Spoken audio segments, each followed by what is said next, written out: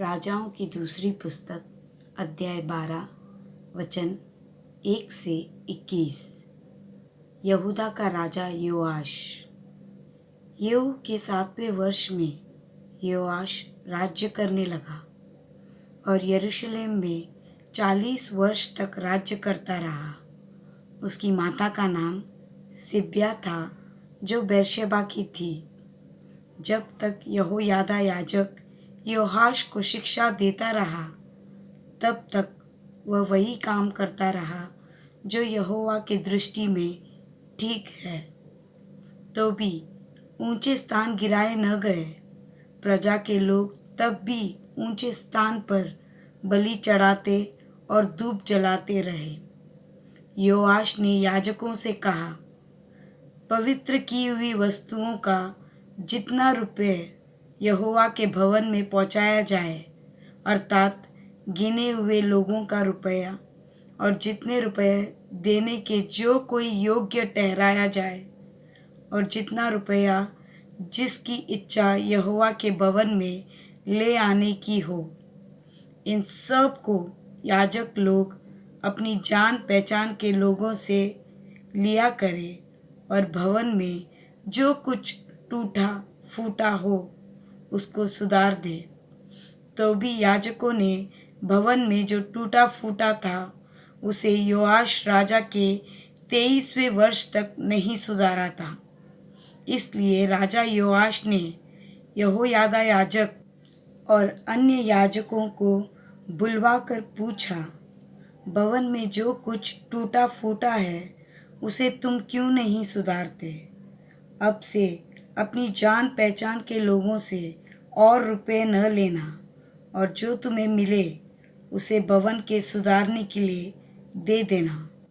तब याजकों ने मान लिया कि न तो हम प्रजा से और रुपये ले और न भवन को सुधारे।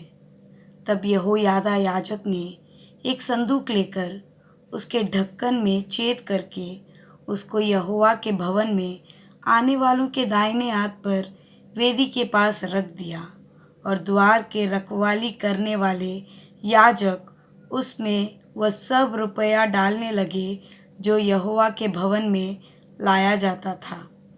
जब उन्होंने देखा कि संदूक में बहुत रुपया है, तब राजा के प्रधान और महायाजक ने आकर उसे थैलियों में बांध दिया और यहोवा के भवन में पाए हुए रुपये को गिन लिया।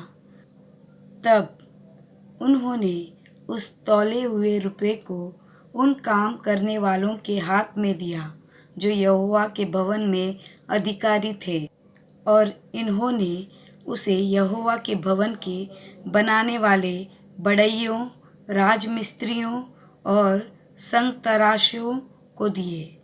और लकड़ी और गढ़े हुए पत्थर मोल लेने में वरन जो कुछ भवन के टूटे फूटे की मरम्मत में खर्चा होता था उसमें लगाया।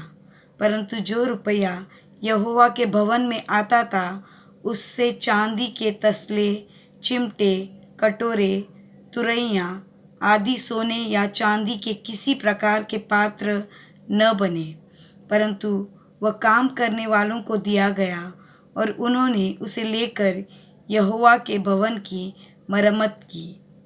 और जिनके हाथ में काम करने वालों को देने के लिए रुपये दिए जाता था उनसे कुछ हिसाब न लिया जाता था, क्योंकि वे सच्चाई से काम करते थे।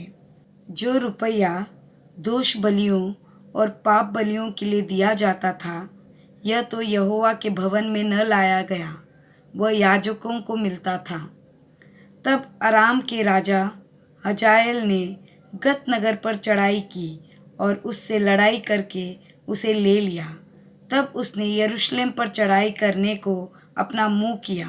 तब यहूदा के राजा योआश ने उन सब पवित्र वस्तुओं को जिन्हें उनके पुरखाओं यहोशापात, यहोराम और अहज्या नामक यहूदा के राजाओं ने पवित्र किया था, और अपनी पवित्र की हुई वस्तुओं को भी, और जितना सोना यहोवा के भवन के भंडारों में और राजभवन में मिला उस सब को लेकर अराम के राजा हजाएल के पास भेज दिया।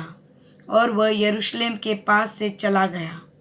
योआश के और सब काम जो उसने किए, वह क्या यहूदा के राजाओं के इतिहास की पुस्तक में नहीं लिखे हैं?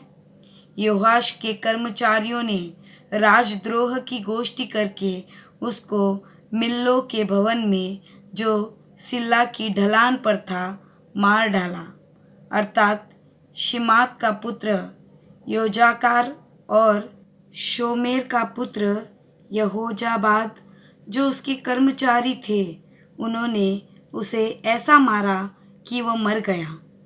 तब उन्होंने उसे उसके पुरखाओं के बीच दाऊदपुर में मिट्टी दी और उसका पुत्र अमस्याह उसके स्थान पर राज्य करने लगा।